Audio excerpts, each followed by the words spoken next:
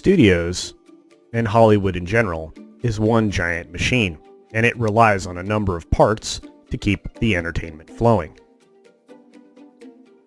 What happens when we're done with the current circumstances we're dealing with, when there's no more fuel for the machine? Ladies and gentlemen, hiss and foes, welcome to the Culture Casino!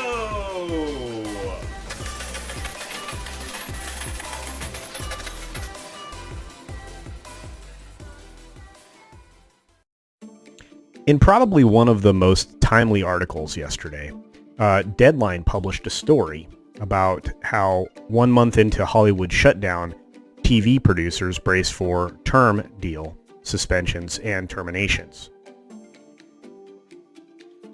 So even if we recover from what we're dealing with right now, we might be in the middle of a writer's strike with no entertainment whatsoever on the horizon. Now, TV studios, according to this article, had been preparing for a work stoppage for months over the expiring WGA AMPTP contract. In an ironic twist of fate, the stoppage came a little earlier because of the circumstances that we're currently dealing with. So from the article, a month into the mass Hollywood production shutdown over the thing we're dealing with, pandemic, anxiety among TV producers and staffers is running high.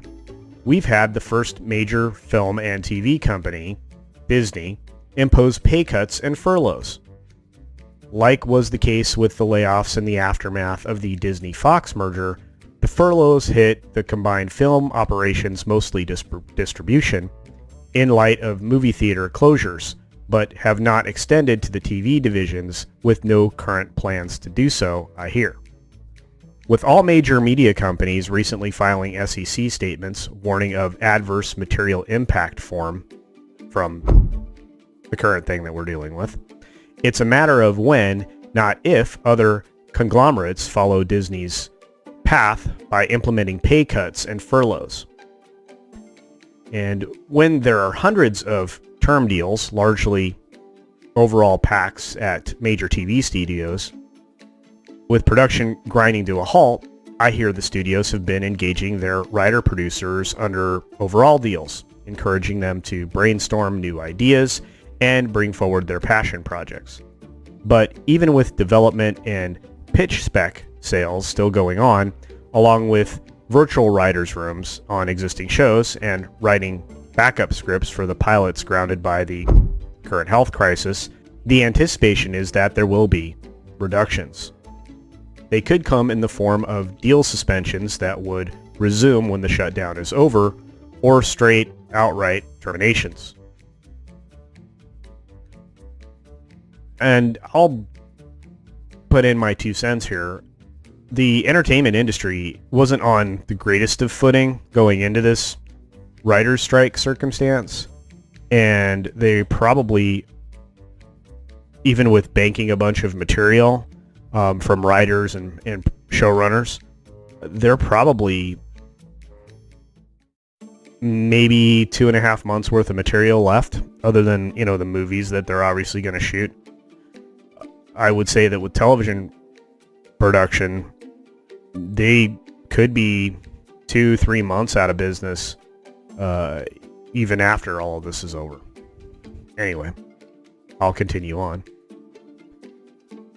Lists of packs in danger of suspension or termination may already exist, with the WGA/AMPTP contract up on May 1st, that's coming, and the drumbeat signaling a potential strike growing louder. The studios had been in preparation mode since last year. Observers note that the volume of new overall deals had been going down in the past few months as studios have been reviewing their existing ones. Networks, too, have been giving fewer green lights that could be caught in a potential work stoppage. They've all been hunkering down, says one industry insider. The shock to the system from the current thing we're dealing with, shutdown, is way bigger and far more reaching than the potential writer's strike would cause, but still, TV studios are a lot more prepared than they could have been for the global health crisis for which no Hollywood company could plan. They are ready to enforce the force majeure clauses in producers' contracts. The unforeseen circumstances may not be what they had anticipated, but the result would be the same. The top deals for sought-after talent are safe, but for the others, all options are on the table, especially amid an overall deal bubble that sent prices skyrocketing over the past year or so. The 2007-2008 writers' strike led to an overall deal bloodbath, with studios terminating packs en masse. It took years for the overall deal market to return to pre-strike levels of volume and prices. And that's true. The last work stoppage for the writers did not land them a more lucrative deal that they had been hoping for. And the current deal, as I'm to understand it, they want more access to the rights for streaming and this what used to be syndication. Anyway, the crisis is also throwing a wrench in the WGA-AMPTP negotiations.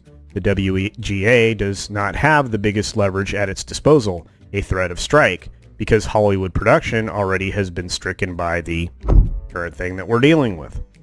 And the studios are in far worse shape financially than they were just a month ago, before this thing that we're dealing with hit in earnest.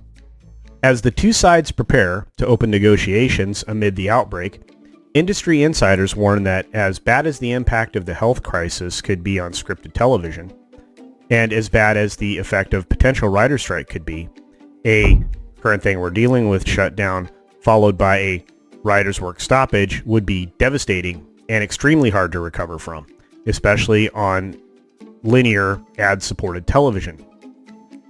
And of course that makes sense, since most of the networks and some of the cable networks, or actually all the cable networks, unless they're pay, rely on a commercial linear model to support their operation. So we haven't been seeing a lot of new stuff, have we? Anyway, I think this is going to be awfully bad if the WGA strike actually happens. I think the writers are going to put themselves out of business. I think Hollywood, in its own self-interest, will look for other resources to work from, and the force majeure elements of producer contracts are going to require them to come up with material if it means writing it themselves. Anyway, just so you know, this is what's happening in Hollywood. This is the thing that could hit right after we're done dealing with all of this, that could keep our entertainment kind of limping along when other elements of Hollywood might be starting to recover. Anyway, thanks for coming by today. I really appreciate it. Please stay safe, stay healthy, wash your hands, have a great day wherever you are, and until next time, bye. Thanks for visiting today. Be sure you're subscribed and hit that for alerts. Yay! Of course, like and share all of the videos that you can, as it helps with the algorithm. Have a great day.